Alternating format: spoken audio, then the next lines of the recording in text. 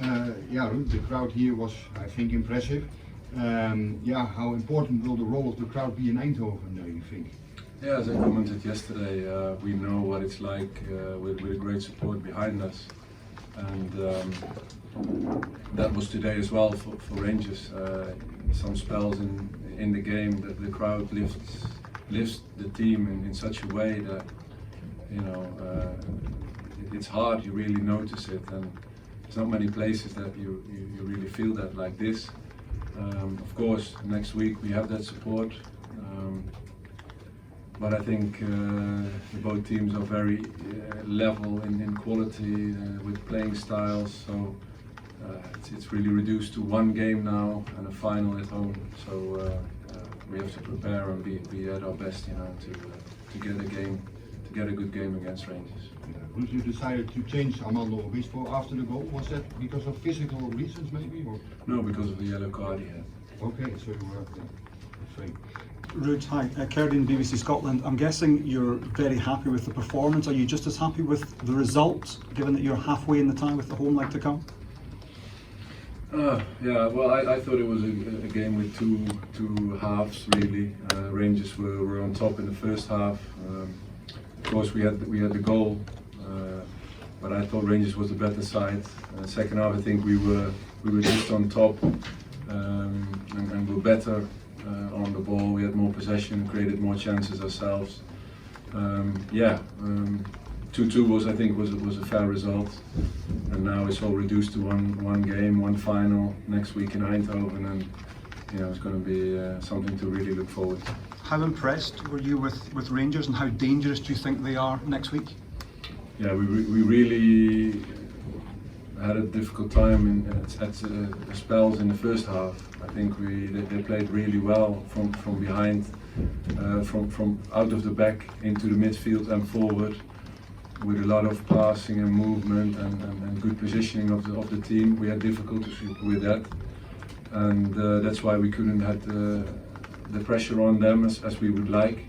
So that's all credit to them and the quality of the players. And of course, the crowd gets behind, and we went to some difficult spells in the first half, but we were able to reduce that in the second and show ourselves in a better way in the second half.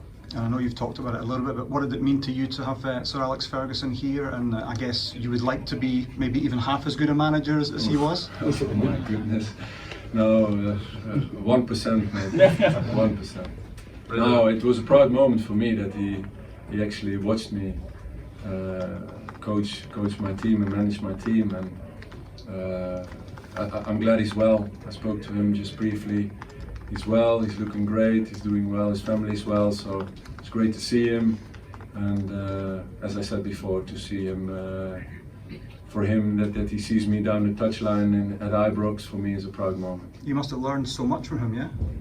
Yeah, I did. The thing is, as a player, you learn an unbelievable amount of things from him, and when you start to develop yourself as a coach, then obviously you look back at moments where the managers I had, what did they do, and how did they form a team, and the style of play, and managing an individual, and he's such an example in that sense. I don't know how much you said it was great to see Sir Alex. Did they mention whether he had an eye on someone else, maybe Gakpo as well?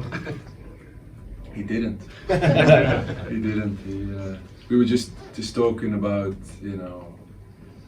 how we were, and we didn't really discuss United or players, or it was just a personal chat. So coming to Ibrox, I know a lot was made about the atmosphere and handling that. After Rangers, had the stronger first half, how proud are you of your players that they managed to, turn the atmosphere, and you could feel the anxiety coming from the crowd, the home crowd at the end? Yeah, I think that's a compliment to the team.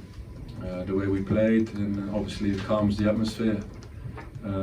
I think the best thing, and the thing I'm most proud of, is the reaction after the 2-1, because obviously the crowd exploded again after the 2-1, but we kept going the way we were doing. Benitez was just moving on with his game. It didn't affect him, and the team just took care of it by equalizing. and that's why for Walter also to clear out his mistake. There's 2 goals from corners as well. Was that an area that you had maybe identified Rangers as a weakness? Because I think you've got a slightly bigger team than Rangers as well. Yeah, we looked at set pieces, but not only that, and we actually prepared well for their set pieces as well, because they're a threat as well in the air. But we have great headers of the ball also in our team, and the delivery was good.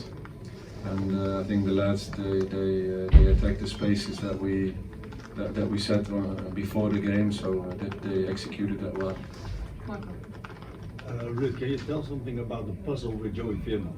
It seems like he's more comfortable to get the ball in earlier on the pitch, but the stability with Zangare and Gutierrez on the midfield is also important. Is it a puzzle for you? Yeah, there's obviously a thing where you think about, because Joey is one who can link with the defense towards the attackers. He can do that very well. In the second half we had him posted further closer to our defensive players, so he could feed more, he could be more part of the first build-up. I think that benefited the team very well. And what does it say for the next week? Yeah, that's a good question. We have to think about these things. We have to analyze the game. What happened in the first half? What happened in the second? Why did things occur the way they did?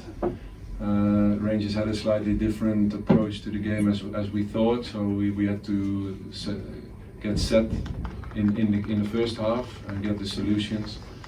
And the team reacted well to that, and we got to be prepared for anything for next week.